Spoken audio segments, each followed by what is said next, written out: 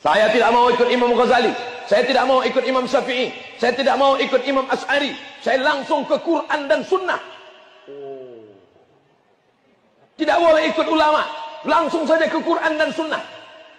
Jadi kau langsung ke Quran? Iya, langsung ke Quran. Jadi Jibril turun ke kau? Enggak, saya ikut Nabi. Jumpa kau ke Nabi Muhammad? Tidak. Kau baca Quran pakai riwayat siapa? Riwayat Imam Hafs an Asim. Imam Hafs an Asim itu manusia? Iya, dia kan ulama. Oh iya ya. Kita langsung ke hadis. Kau jumpa sama Nabi? Tidak. Lalu kau pakai siapa? Saya pakai riwayat Imam Bukhari. Jumpa kau Imam Bukhari? Jumpa. Itu Ustaz Jeffrey Al-Bukhari. Imam Bukhari mana kau jumpa? Imam Bukhari meninggal tahun 256. Jumpa kau Imam Bukhari? Tak jumpa, karena saya hidup tahun 1444 Hijrah. Lalu dari mana? Dari Imam Bukhari. Imam Bukhari itu siapa? Manusia. Ulama kan? Iya. Tadi kau bilang tak boleh ngambil ulama. Oh iya ya. Keluar sekarang syubhat dari sebagian kaum Sufiyah. Mereka kaum Wahabi katanya hanya ingin kembali kepada Al-Quran Sunnah, Al-Quran Sunnah, Al-Quran Sunnah. Dikomentari oleh dia. Apakah ente sanggup kembali kepada Al-Quran Sunnah? La hawla wa la quwata illa billah. Ya Abdus Samad, ittaqillah fi nafsak. Ittaqillah fi nafsak. Apakah ente sanggup, maksudnya kaum Wahabi, kembali kepada semboyannya begitu? Al-Quran Sunnah, Al-Quran Sunnah, Al-Quran Sunnah. Apa ente sanggup, kata dia. Maka kalau kita ingin membantah syubhat dari dia, tinggal kita putar balikkan pertanyaan dia. Kalau kita tidak, kalau kalian atau kalau ente, kalau kita pakai bahasa dia, kalau ente membicarakan atau mengomentari kaum Wahabi yang slogannya kembali kepada Quran, kembali kepada Sunnah, Quran Sunnah, Quran Sunnah, itu dicibir, dihinakan, direndahkan. Lah terus slogan ente apa? Kembali kepada habaib, kembali kepada para guru. Kemana Al-Quran dan Sunnah? Sebenarnya kita faham maksud dia apa. Al-Quran wa Sunnah ini adalah perkara-perkara yang memang jelas untuk kita amalkan. Tapi yang ingin dia sampai kepada satu titik adalah apa? Kaum Wahabi kalian itu sebenarnya tidak sanggup untuk menguasai Al-Quran, tidak sanggup untuk menguasai Sunnah. Jadi jangan berlagak, jangan pembualan untuk kembali kepada Al-Quran dan Sunnah.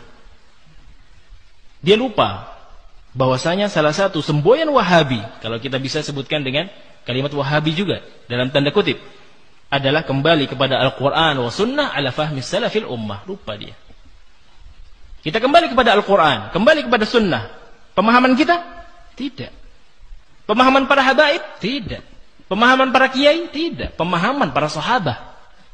Apa yang difahami oleh para sahabat, itu yang kita kembali kepadanya. Sahabat Nabi radhiyallahu ta'ala anhum wa ardahum sudah melihat langsung bagaimana Al-Quran, ayat-ayat Allah subhanahu wa ta'ala turun kepada beliau alaihi salatu wassalam. Maka itu yang kita pegang. Apa tafsiran para sahabat, sehingga kita mengetahui Abdullah bin Abbas sebagai imamul mufassirin, imamnya para ahli tafsir. Ini menunjukkan bahwasanya kaum Wahabi dalam tanda kutip tidak hanya kembali kepada Al-Quran wa Sunnah, tapi kembali juga kepada pemahaman para sahabat. Berbeda dengan ente. Kenapa? Karena dia hanya kembali kepada apa yang dia fikirkan, apa yang dia anggap. Terkadang dia kembali kepada kalam a'immah, Asy-Syaukani, Asy-Syafi'i. Tapi kembali itu ke hawa nafsunya. Kalau kalam a'immah, ucapan a'immah ternyata mencocoki hawa nafsunya, diambil. Ini salah satu ciri ahlul bid'ah wal ahwa. Apa yang mencocoki hawa nafsunya diambil, dibawa kemana-mana. Seperti kata dia, Al-Imam Suyuti memiliki sebuah pendapat, yaitu bolehnya zikir keras-keras, dibawa sudah kemana-mana. Dia datang ke Samarinda, dibawa. Dia datang ke Batam, dibawa. Semuanya ke setiap negara atau ke setiap daerah dari Indonesia. Ketika dia menyampaikan syubhat sufiyahnya, dibawa ini ucapan a'immah, tanpa melihat ucapan imam yang lainnya. Begitu pula pada kalam-kalam atau ucapan-ucapan yang lainnya dari Imam Syafi'i dan yang selain beliau alaihim rahmatullah. Maka syahidnya adalah apa yang bisa mereka jadikan sebagai dalih Apa yang bisa mereka jadikan sebagai dalih, itu yang dibawa kemana-mana. Dan tidak mau melihat kepada ucapan yang lain yang ternyata adalah perkara yang lebih rajih.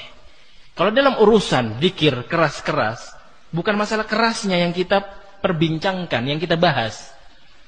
Kalau keras, Nabi SAW menjaharkan zikir beliau setelah sholat.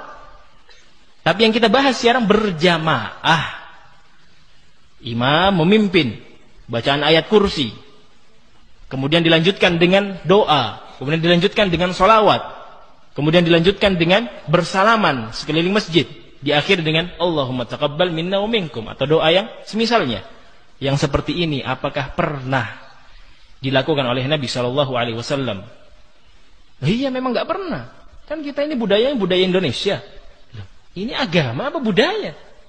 Ini agama ad-din tauqifiyah, sesuai dengan Quran, sesuai dengan sunnah, nggak bisa dibawa kemana-mana. Kalau memang kalian menganggap itu bukan bahagian dari amalan soleh, sorahah, terang-terangan. Ini bukan bahagian dari Islam.